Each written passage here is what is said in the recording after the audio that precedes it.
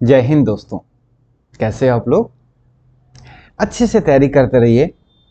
आपका ये चैनल आपको पूरी तरीके से सपोर्ट करता रहेगा।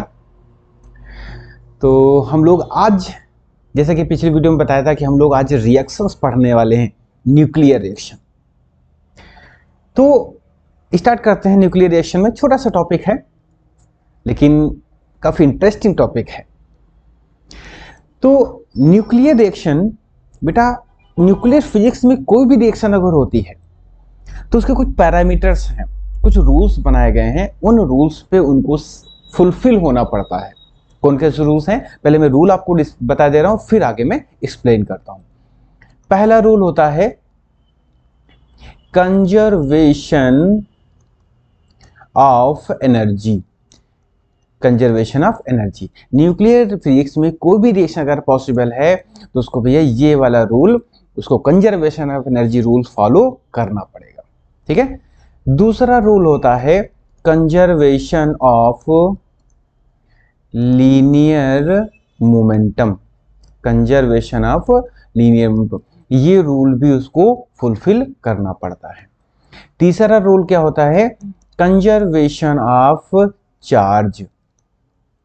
ये भी उसको रूल फुलफिल करना पड़ता है। और चौथा एक रूल होता है conservation of nucleons. Conservation of nucleons. ठीक है।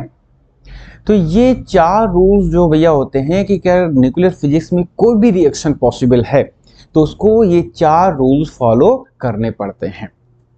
अगर ये रूल फॉलो नहीं करते हैं तो रिएक्शन पॉसिबल नहीं है। राइट। तो अब जो मोस्टली हम लोग दो रिएक्शंस सबके माइंड में रहती हैं, न्यूक्लियर फिजन और न्यूक्लियर फ्यूजन, नाभिकीय विखंडन, नाभिकीय संलयन।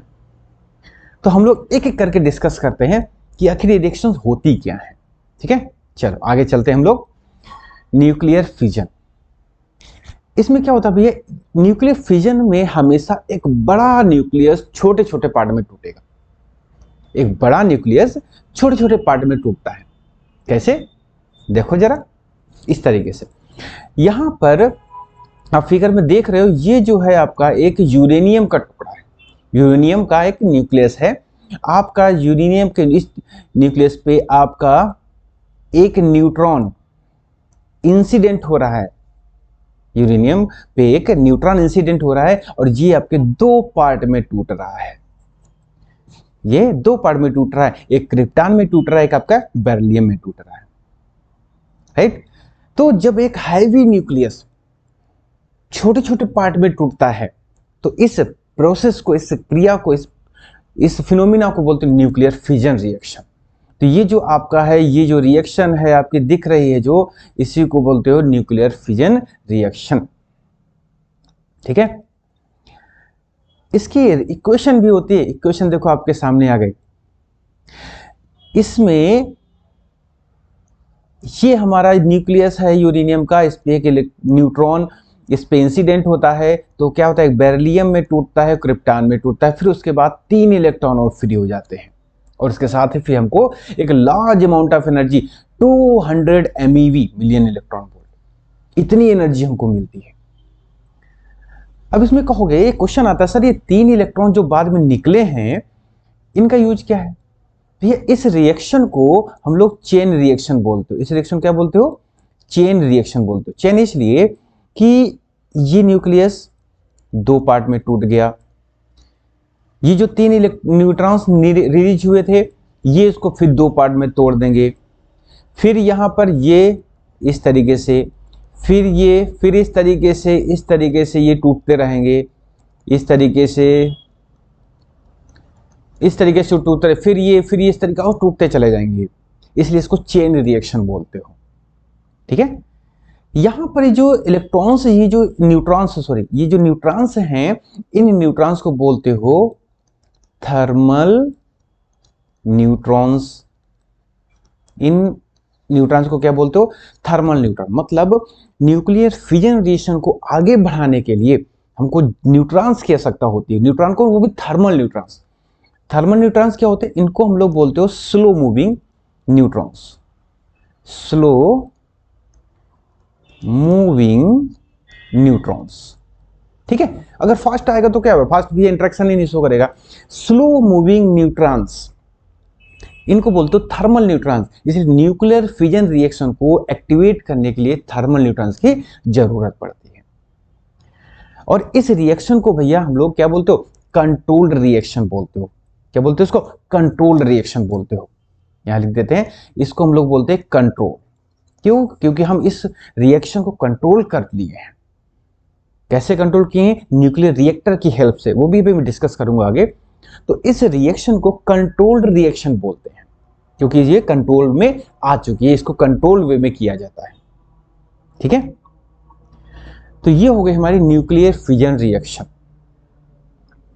अब एक क्वेश्चन और आता है कि हमेशा क्या बेरिलियम और क्रिप्टॉन, जी ज्यादातर आपने रिएक्शन देखी होंगी, बेरिलियम और क्रिप्टॉन हमको मैक्सिमम मिलते हैं। तो क्वेश्चन आता है, मन में आता है कि क्या हमेशा बेरिलियम और क्रिप्टॉन में यूरेनियम टूटता है? नहीं, बेरिलियम और क्रिप्टॉन जरूरी नहीं है कि हमेशा उसमें वो टूटे। यहां पर कुछ भी, कोई भी आ सकता है, लेकिन बेरिलियम और क्रिप्टॉन के आने की जो प्रोबेबिलिटी है वो मैक्सिमम होती है। राइट?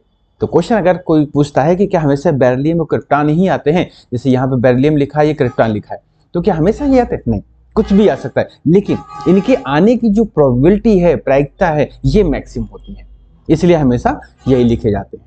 ठीक है, अब हमने कहा था इस रिएक्शन को कंट्रोल्ड रिएक्शन बोलते हैं। कंट्रोल क्यों बोलते हो? क्योंकि न्यूक्लियर रिएक्टर के अंदर हम इसको कराते हैं। अब न्यूक्लियर रिएक्टर क्या है, ये जरा मैं एक्सप्लेन कर लेता हूं, तो आगे बढ़ते हैं। हम लोग न्यूक्लियर रिएक्टर पढ़ते हैं भाई, दिखा भी देता हूं आपको कैसा होता है। ये है आपका न्यूक्लियर रिएक्टर। ठीक है, अब एक एक करके सारी चीजें इसको एक्सप्लेन करता हूं कि आखिर होता क्या है। ठीक है, तो ये एक बॉक्स टाइप में इंस्ट्रूमेंट होता है न्यूक्लियर रिएक्टर आपका। इसको थोड़ा सा मैं इस तरीके, देखिए न्यूक्लियर रिएक्टर आपका यहां से लेकर के ये है आपका मेन न्यूक्लियर रिएक्टर, जहां पर ये पॉइंट घुमा रहा हूं मैं, ये है आपका न्यूक्लियर रिएक्टर। ठीक है, उसके बाद ये जो प्रोसेस आप देख रहे हो, ये है प्रोसेस बिजली बनाने का। न्यूक्लियर रिएक्टर से बिजली कैसे बनती है, ये सब प्रोसेस है। तो सबसे पहले न्यूक्लियर रिएक्टर को एक्सप्लेन करूंगा, बिजली कैसे बनाते हैं वो मैं एक्सप्लेन करूंगा। ठीक है, बड़ा इंटरेस्टिंग है, बस लगे रहिए साथ में। देखो भाई, सबसे पहले आते हैं हम फ्यूल रोड्स पे, न्यूक्लियर फ्यूल। तो न्यूक्लियर फ्यूल के लिए हम लोग यूरेनियम 233, यूरेनियम 235, पोलोनियम 239 इनको यूज करते हैं। क्यों? क्योंकि ये आसानी से अवेलेबल हो जाते हैं। तो इसलिए न्यूक्लियर फ्यूल में हम लोग इन मटेरियल्स का यूज करते हैं। ठीक है, याद रखिए ये क्वेश्चंस आते हैं कि न्यूक्लियर फ्यूल में क्या क्या यूज करते हैं। यूरेनियम 233, यूरेनियम 235, पोलोनियम 239, ये जो आपके एलिमेंट्स हैं, ये आपके एज ए फ्यूल यूज किए जाते हैं। ठीक है, उसके बाद हम लोग आते हैं ये फिजन चैम्बर। ये जो चैम्बर आपका दिख रहा है, ये है आपका फिजन चैम्बर। ठीक है, इसको मैं इस तरीके से, ये जो आपका ये जो फिजन चैम्बर है, इसको बोलते हो फिजन चैम्बर। ठीक है, क्योंकि इसके अंदर रिएक्शन होती है, न्यूक्लियर फिजन जो रिएक्शन है वो इसके अंदर होती है, यहां पे रिएक्शंस होती हैं, इसलिए इसको बोलते हैं फिजन चैम्बर। ठीक है, दूसरा आपका ये है आपका शील्डिंग। शील्ड मतलब घेराव। अब देख रहे हो ये जो पोर्शन दिख रहा है, ये पोर्शन जो है, ये जो है आपका, ये है शील्ड, मतलब इसको कवर करते, कंक्रीट से बनाया जाता है। ये सुरक्षा के पॉइंट ऑफ व्यू से कंक्रीट से दीवारें इसकी बनी होती हैं, तो ये हो गया शील्ड। शील्ड मतलब क्या, ढाल। तो इसके किनारे किनारे की जो दीवार होती है उसको शील्ड बोलते हो, और ये कंक्रीट से बनाई जाती है, बहुत मजबूत। ठीक है, उसके बाद ये लिखा है कंट्रोल रॉड। जैसे कि नाम से पता है कंट्रोल, ये रिएक्शन को यही कंट्रोल करती है भैया। ये किसकी बनी होती है, ये कैडमियम और बोरान, मतलब कैडमियम की या तो बनी होंगी या बोरान की बनी होंगी। क्यों? क्योंकि इनकी न्यूट्रॉन कैप्चरिंग पावर ज्यादा होती है, और इन्हीं को सेफ्टी रॉड्स बोलते हो। इनको सेफ्टी, कैडमियम और बोरान रॉड्स को हम लोग सेफ्टी रॉड भी बोलते हो। ठीक है, क्योंकि इनकी न्यूट्रॉन को कैप्चर करने की जो पावर होती है वो सबसे ज्यादा होती है। अब हमको ये जो शुरुआत में क्या होता है, ये जो 3 रॉड्स हैं ये अंदर यहाँ पे धसी होती हैं। ये हमको जब रिएक्शन करानी होती है इसको हम ऊपर उठाते हैं। अब जो ऊपर उठाएंगे स्लो मूविंग न्यूट्रॉन्स आएंगे, रिएक्शन एक्टिवेट कर देते हैं। अब एक्टिवेट कर देंगे तो क्या होगा, एक्टिवेट जब करेंगे यहां पर एनर्जी डेवलप होगी, यहां पे एनर्जी डेवलप होगी। अगर हमने उस एनर्जी का यूज, एनर्जी को वहां से नहीं हटाया तो क्या एक्सप्लोड हो जाएगा। तो हम क्या करते हैं, वहां से एनर्जी को हटाते हैं। कैसे हटाते हैं, देखो भैया जरा, वहां से एनर्जी हटाता कौन है, ये कूलेंट। ये जो कूलेंट है भैया, ये गाड़ियों में पड़ता है ना कूलेंट, कूलेंट क्या होता है भैया, ये हैवी वाटर, हैवी वाटर को एज ए कूलेंट यूज करते हैं। आपका पैराफिन भी कूलेंट के रूप में यूज किया जाता है। नहीं, कूलेंट हैवी वाटर या वाटर या आपका लिक्विड सोडियम, लिक्विड सोडियम, ये हैवी वाटर या लिक्विड सोडियम, ये 3 चीजें जो है कूलेंट के फॉर्म में यूज की जाती है। ये क्या करते हैं, ये आपके इस फिजन चैम्बर से एनर्जी को कैप्चर करते हैं। कैप्चर करने के बाद देखो ये कहां पे आ रहे हैं, इस पाइप से होते हुए यहां पे आते हैं। और इसमें क्या भरा हुआ है, पानी। उस हीट से क्या होता है, पानी गर्म होता है। पानी गर्म होगा तो स्टीम बनेगा। स्टीम बन के कहां पे आता है, देखो भैया ये टरबाइन के ब्लेड्स पे आता है और ये ब्लेड घूमने लगती हैं और फिर जिससे इलेक्ट्रिक जनरेटर से हमारी बिजली बनती है। ठीक है, और फिर ये जो स्टीम है कहां चली जाती है, यहाँ पे पानी कोल्ड वाटर भरा होता है, यहाँ पे ठंडी होती है, ठंडी होकर फिर यहाँ पे आ जाती है इस चैम्बर में। ठीक है, तो ये कूलेंट क्या करता है, इस फिजन चैम्बर से एनर्जी को एब्जॉर्ब करके और इस पानी को उस एनर्जी से गर्म करता है और पानी गर्म को भाप में कन्वर्ट होता है और भाप इसको चलाती है। ठीक है, तो ये पूरी प्रोसेस आपके कूलेंट का रहता है। अब आते हैं मॉडरेटर। मॉडरेटर का भैया काम होता है, ये फास्ट मूविंग न्यूट्रॉन्स की स्पीड को डाउन करता है। मॉडरेटर का जो काम होता है, फास्ट मूविंग न्यूट्रॉन्स, यहां पे लिख देते हैं, जो फास्ट मूविंग न्यूट्रॉन्स है इनकी स्पीड को क्या करता है, स्पीड डाउन करता है, इनकी स्पीड डाउन करता है। ठीक है, इनकी स्पीड डाउन कर देता है। तो जो मॉडरेटर होता है ये फास्ट मूविंग न्यूट्रॉन्स को स्लो मूविंग न्यूट्रॉन में कन्वर्ट करता है। अब इसके लिए कौन कौन से यूज करते हैं, इसके लिए भैया हम लोग मॉडरेटर के लिए हैवी वाटर यूज किया जाता है, पैराफिन यूज किया जाता है, ड्यूटीरियम यूज किया जाता है। ठीक है, हैवी वाटर, पैराफिन, ड्यूटीरियम, ये आपके मॉडरेटर के फॉर्म में यूज किए जाते हैं। अब जब रिएक्शन चलती है, जब आपकी रिएक्शन चलती है, यहां पे फिजन चैम्बर में रिएक्शन चल रही है, सपोज करो चल रही है, एनर्जी मिल रही है, कूलेंट दे जाकर के उसको पानी गर्म कर रहा है। कभी कभार होता क्या है कि बहुत ज्यादा न्यूट्रॉन्स आ गए, रिएक्शन बहुत अनकंट्रोल होने लगती है। जब रिएक्शन ज्यादा ही अनकंट्रोल होने लगती है तो भैया मैंने क्या कहा था, यहाँ पे सेफ्टी रॉड भी लगी होती है, वो क्या करती हैं, तुरंत इस चैम्बर में यहाँ पे तुरंत अपने आप ये धस जाएंगी। जितने भी न्यूट्रॉन उस रिएक्शन को आगे बढ़ा रहे थे सभी न्यूट्रॉन्स को वो कैप्चर कर लेंगी और रिएक्शन क्या हो जाएगी, एट वंस वहीं पे रुक जाएगी। क्यों, क्योंकि रिएक्शन आगे बढ़ा कौन रहा है, न्यूट्रॉन्स। जब न्यूट्रॉन ही नहीं रहेंगे तो रिएक्शन कौन बढ़ाएगा, क्यों, जब न्यूट्रॉन ही नहीं रहेंगे रिएक्शन कौन बढ़ाएगा। तो कैडमियम या बोरान की रॉड्स को हम लोग सेफ्टी रॉड के फॉर्म में इसको यूज करते हैं। तो ये न्यूक्लियर रिएक्टर क्लियर हो गया। अब आपने पावर प्लांट सुने होंगे, थर्मल पावर प्लांट्स। अब मैं आज आपको उसकी वर्किंग भी समझाता हूं। ये तो हो गया न्यूक्लियर रिएक्टर का जो अंदर का स्टेट कैसा होता है, किस तरीके से काम करता है। अब रियल में कैसा दिखता है वो मैं आपको आगे दिखा रहा हूं इस तरीके से। अब जरा इसको ध्यान से देखते हैं। ठीक है, देखो जरा, आपने ये बड़ी बड़ी सी भट्टी देखी होंगी जहां से वाइपर जैसा निकलता है। ठीक है, अब ध्यान आ रहा होगा, हाँ कुछ इस तरीके से भट्टी दिखी थी। अब देखो ना जरा, यहां पे ये है हमारा nuclear reactor, thermal power plant, देखो लिखा भी न्यूक्लियर पावर प्लांट।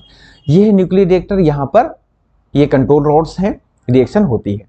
यहां से एनर्जी, जो एनर्जी है वो यहां से निकली, ये देखिए पाइप तिरछी तिरछी है ना ये आपके, तो यहां से जो आपकी एनर्जी है यहां पे आई।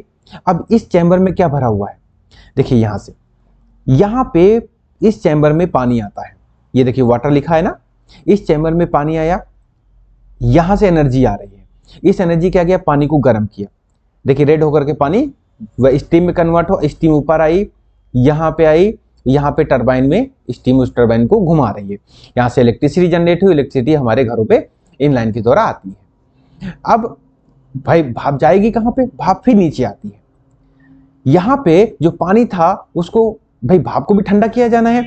अब देखिए यहां पे ये भाप क्या करेगी, ये जो लाइन से ट्रांसमिशन लाइन, यहां से देखिए नीचे से एक पानी आ रहा है, ये पानी कहां से, इनटेक फ्रॉम लेक और रिवर, ये पानी यहां से ठंडा पानी आ रहा है, यहां पे स्टोर किया जा रहा है, यहां से पानी ठंडा होकर यहां भेजा जा रहा है, यहां पे भाप आ रही है, और ये क्या कर रहा है, उस भाप से पानी गर्म होगा, पानी गर्म होकर कहां जा रहा है, इस चैम्बर में जा रहा है, यहां पे पानी गर्म होकर आ रहा है, और यहां से देखिए कोल्ड वाटर की बौछारें चल रही हैं, वाटर स्प्रे चल रहा है, इसलिए जो पानी है हमारा गर्म, जो ठंडा होता है वहां वेपर क्रिएट होंगी, वेपर क्रिएट होगी यहां से निकलती रहती है।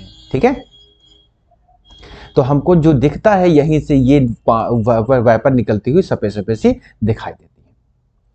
तो यहाँ पे दो तरीके से पानी यूज हो रहा है, एक तो देखो यहाँ पे जो पानी भरा हुआ है, ये पानी, इसको थोड़ा हाइलाइटर ले लेते हैं, यहाँ पे इस टैंकर में पानी भरा है, ठीक है, ये पानी इस हीट से गर्म होता है, न्यूक्लियर रिएक्टर की हीट से ये गर्म होकर ऊपर उठता है, इस टरबाइन को चलाता है। अब टरबाइन को चल गई तो इलेक्ट्रिसिटी जनरेट हो गई, अब ये गर्म होकर जो भाप यहाँ से आगे बढ़ेगी, यहाँ पे आएगी। अब इसको ठंडा कौन करेगा, क्योंकि अगर गर्म गर्म ये कंटिन्यू चलता रहा तो ये एक्सप्लोड हो जाएगा। तो जो इस चैम्बर में, कंडेंसर चैम्बर में जो भाप गर्म हुई है, तो क्या कहता है, यहाँ से देखिए दूसरी पाइप है ठंडे पानी वाली, उसको क्या कहता है, इस पानी, ये पानी जो क्या कहता है, इस भाप की गर्मी को सोख लेता है, एब्जॉर्ब कर लेता है, तो पानी गर्म हो जाएगा। अब इस गर्म पानी को हम यहां से निकाल देते हैं। ठीक है, जब यहां से गर्म पानी निकलेगा तो यहां से भाप उड़ेंगी, यही हमको दिखाई देती है। तो इस तरीके से हमारा न्यूक्लियर रिएक्टर काम करता है। ठीक है, सामने दिख रहा है आपके कि किस तरीके से ये चीज काम करता है, और हमको ये सब नहीं दिखा देता, ये सब कुछ नहीं दिखाई देता, ये सब कुछ नहीं दिखाई देता है, ये जो मैं गोला बना रहा हूं नहीं दिखाई देता हमको, सिर्फ ये जो भट्टी जैसी बनती है यही दिखाई देती है दूर से कि हाँ व्हाइट व्हाइट सा क्लाउड जैसा बादल वहां उस भट्टी से निकल रहा है। एक्चुअल में उसके अंदर ये चीज प्रोसेस चलती है जो सामने आपके दिख रहा है। ये जो लाइंस हैं ये हमारे पावर प्लांट से इलेक्ट्रिसिटी जनरेट होने के बाद सिटीज में भेज दी जाती है। क्लियर, ये पेपर में पूछा जाता, लेकिन मैंने आपकी जानकारी के लिए बता दिया कि हाँ न्यूक्लियर पावर प्लांट से हम लोग कैसे इलेक्ट्रिसिटी बनाते हैं। राइट, चलो आगे बढ़ते हैं। अब दूसरी रिएक्शन है न्यूक्लियर फ्यूजन रिएक्शन। जैसा कि पहले वाले रिएक्शन कौन सी थी, ये कंट्रोल रिएक्शन देखियो, क्योंकि न्यूक्लियर रिएक्टर की हेल्प से हम उसको कंट्रोल कर लिए हैं, और न्यूक्लियर फ्यूजन रिएक्शन को भैया हम लोग कंट्रोल नहीं कर पाए हैं। क्यों, क्योंकि इसमें छोटे छोटे न्यूक्लियस जुड़ते हैं, और जुड़ने के लिए ज्यादा एनर्जी चाहिए, ज्यादा टेम्परेचर चाहिए, और न्यूक्लियर फ्यूजन रिएक्शन आसानी से पॉसिबल नहीं है। क्यों, क्योंकि उसके लिए बहुत हाई प्रेशर चाहिए, हाई टेम्परेचर चाहिए, तब दो न्यूक्लियस जुड़ेंगे। देखिए तोड़ना आसान है, जोड़ना मुश्किल है। किसी भी इंसान के माइंड में भर दीजिए टूट जाएगा, लेकिन अगर अपनी तरफ खींचना है तो बड़ी मेहनत लगती है। तो जोड़ना कठिन है, तोड़ना आसान है। तो जोड़ेंगे तो हमको कंडीशंस ज्यादा चाहिए, उन कंडीशन में जुड़ेगा। तो इसलिए ये अनकंट्रोल्ड है, क्योंकि जब कंडीशंस बड़ी खतरनाक हैं, सन के सेंटर पे जितना टेम्परेचर है उतना चाहिए न्यूक्लियर फ्यूजन के लिए, न्यूक्लियर फ्यूजन के लिए एक्टिवेट होने के लिए। तो सोचो स्टार्टिंग कितनी खतरनाक है तो एंडिंग कितना खतरनाक होगा। राइट, तो न्यूक्लियर फ्यूजन रिएक्शन को हम लोग कंट्रोल नहीं कर पाए हैं। क्यों, क्योंकि उसमें बहुत ज्यादा एनर्जी रिलीज होती है। ठीक है, ये आपके हैं कि एक आपका ड्यूटेरियम ये ट्राइटियम छोटे छोटे न्यूक्लियस जुड़ के आपका एक हैवी न्यूक्लियस बनाते हैं हीलियम का, और उसके साथ एक न्यूट्रॉन रिलीज होता है और फिर एक large amount of energy release होती है। और यही हम इक्वेशन के फॉर्म में भी लिख देते हैं। ये देखिए वही पूरी इक्वेशन सामने लिखी हुई है। ये 2He4 न्यूक्लियस बना और एक न्यूट्रॉन बना, ठीक है। लेकिन भाई ये हमारे अनकंट्रोल्ड रिएक्शन है, जिसे ये प्रोसेस जो न्यूक्लियर फ्यूजन रिएक्शन इस सन पे होती है, सन से जो हमको एनर्जी मिलती है ना, वो इसी रिएक्शन की वजह से मिलती है, क्योंकि उसमें दो छोटे छोटे न्यूक्लियस जुड़ते हैं। तो जुड़ने के बाद बहुत लार्ज अमाउंट ऑफ एनर्जी हमको मिलती है। अब न्यूक्लियर फ्यूजन ये जो रिएक्शन है, इसके कुछ बेनिफिट भी हैं, भले हम कंट्रोल नहीं कर पाए हैं लेकिन इसके कुछ बेनिफिट भी हैं। न्यूक्लियर फ्यूजन रिएक्शंस होने के बाद कोई रेजिडुअल नहीं बचता है, कोई अवशेष नहीं बचता है, जिससे हमारा जो पोल्यूशन है वो मिनिमम हो जाता है। और न्यूक्लियर फ्यूजन रिएक्टर के बाद जो उसको रेडियोएक्टिव एलिमेंट्स जो बच गए हैं, रेजिडुअल बच गया है, कहाँ डालोगे? रेडिएशन की प्रॉब्लम रहती है, इनको कंटेनर में बंद करके समुद्र में फेंका जाता है, फिर भी रेडिएशन से पानी इफेक्ट होता है, हमारे जीव जंतु इफेक्ट होते हैं। तो न्यूक्लियर फ्यूजन रिएक्शन से जो रेजिडुअल बचता है वो हार्मफुल होता है एटमॉस्फेयर के लिए, और न्यूक्लियर फ्यूजन से जो हमको मिलता है, जो रेजिडुअल बचता है, पहले बचता नहीं है, जो बचता है वो कोई हमारे उसके लिए हार्मफुल नहीं होता है, ठीक है। तो न्यूक्लियर रिएक्शन में भैया आज इतना ही। तो इसके साथ ही जो आपका न्यूक्लियस वाला चैप्टर था फिनिश हो जाता है। अब हम लोग नेक्स्ट चैप्टर में हम लोग सेमीकंडक्टर पढ़ेंगे। सेमीकंडक्टर बहुत अच्छे से एक्सप्लेन करेंगे, बस आपको सारी वीडियोस देखते रहना है, मैं आपको कब थोड़ा सा भी कंफ्यूजन छोड़ूंगा नहीं। और जैसा कि मैं पहले बता चुका हूँ, जल्दी से आपको नीट की तैयारी भी कराऊंगा, तो इसलिए चैनल पे बने रहिए, चैनल को ज़्यादा से ज़्यादा लोगों तक पहुँचाइए। तो इसी के साथ ही फिर मिलता हूँ नेक्स्ट वीडियो में, तब तक के लिए टेक केयर, बाय बाय, जय हिंद।